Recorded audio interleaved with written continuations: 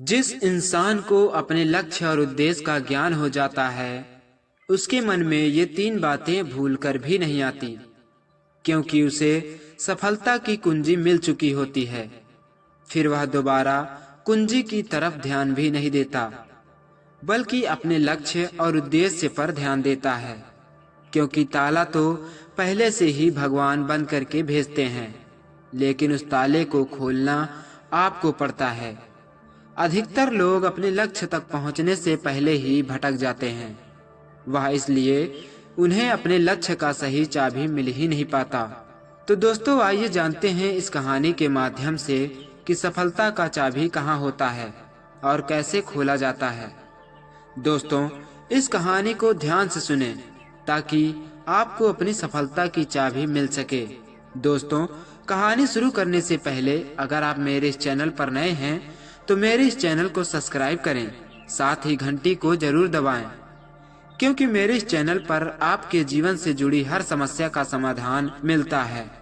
तो आइए सुनते हैं इस कहानी को। साल 1880 की बात है।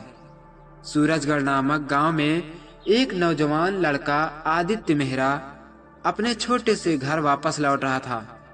सूरजगढ़ राजस्थान का एक शांत लेकिन रहस्यमयी गांव था, जहां के लोग अक्सर राजा सूर्यमल और उनके खोए हुए खजाने की कहानियां सुनाया करते थे, लेकिन उस खजाने को कभी किसी ने देखा नहीं था।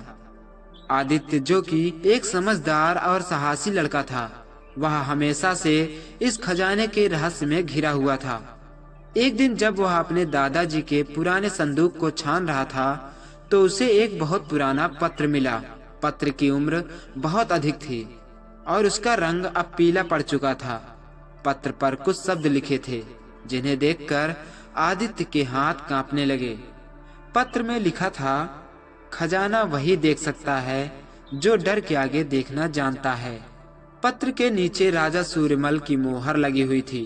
आदित्य को लगा यह महज एक कहानी होगी या कोई शरारत हो सकती है, लेकिन जब उसने यह बात अपनी दादी से पूछा तो उनका चेहरा सफेद पड़ गया।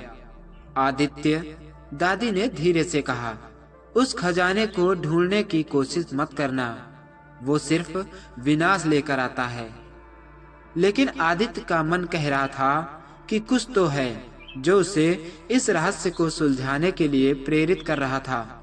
आदित्य अपने दो सबसे अच्छे दोस्तों रणवीर और तारणी को इस बारे में बताया।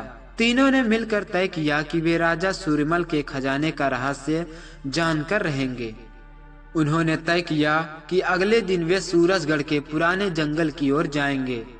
जैसे ही वे उस पुराने संदूक के पत्र को पढ़ने लगे, घर के दरवाजे तेजी से खुलने लगे, खिड़कियां झपकने लगी और अजीब सी हवा चलने लगी। रणवीर ने हंसते हुए कहा, लगता है राजा सूर्यमल खुद हमारे पास आने वाले हैं। लेकिन तारणी ने उसे डांटा, ऐसी बातों से कुछ नहीं होगा, हमें इस गांव के रहस्य को हल्के में नहीं लेना चाहिए। आदित्य ने ध्यान से पत्र के पीछे बने नक्शे को देखा। नक्शा सूरजगढ़ के जंगल की ओर इशारा कर रहा था और फिर जैसा कि आदित्य ने सोचा था, अगले दिन तीनों जंगल की ओर रवाना हो गए। जंगल में घुसते ही माहौल बदल गया। दिन के समय का उजाला अचानक गायब हो गया और चारों ओर घना अंधेरा छा गया। पक्षियों की आवाजें भी एक पल के लिए चुप हो गई। तीनों के दिलों में डर बैठने लगा था, लेकिन वे आगे बढ़ते रहे। कुछ देर चलने के बाद उन्हें एक पुराना कुआं मिला, जिसके पास एक लोहे का किवाड़ पड़ा था।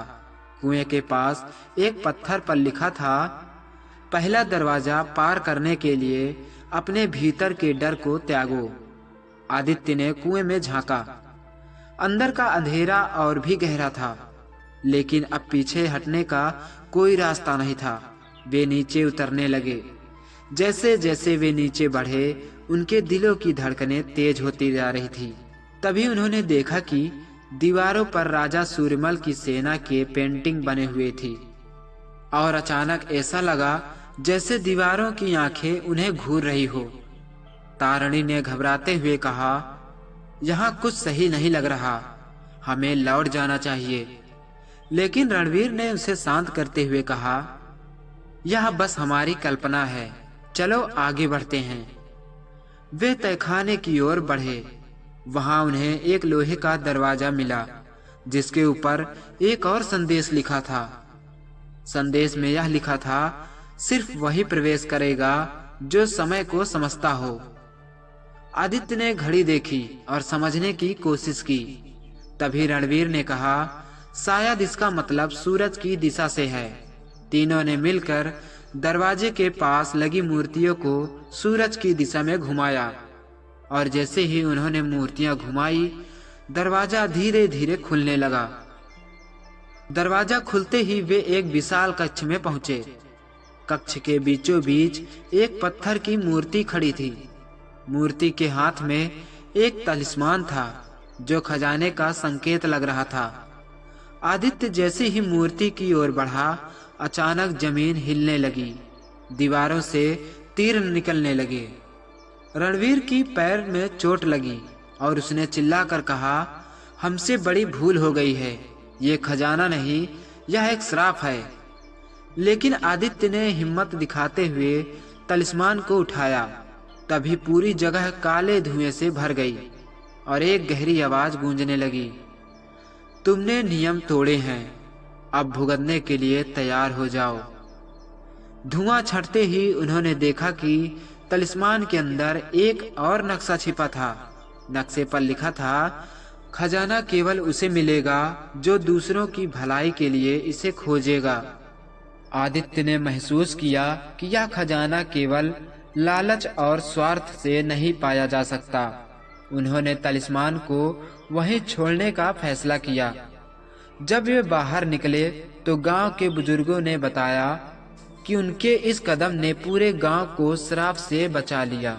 आदित्य अब जान चुका था कि असली खजाना कभी सोने चांदी में नहीं, बल्कि सच्चाई और अच्छाई में छिपा होता है। दोस्तों, कहानी यहीं खत्म नहीं होती। कहानी में आगे बढ़ने से पहले अगर आप मेरे इस चैनल पर नए हैं तो मेरे इस चैनल को सब्सक्राइब करें, साथ ही घंटी को जरूर दबाएं ताकि मेरे चैनल मोटिवेशनल डीएम स्टोरी 7 पर आने वाली हर वीडियो, हर प्रेरणादायक कहानी आपको मिलती रहे।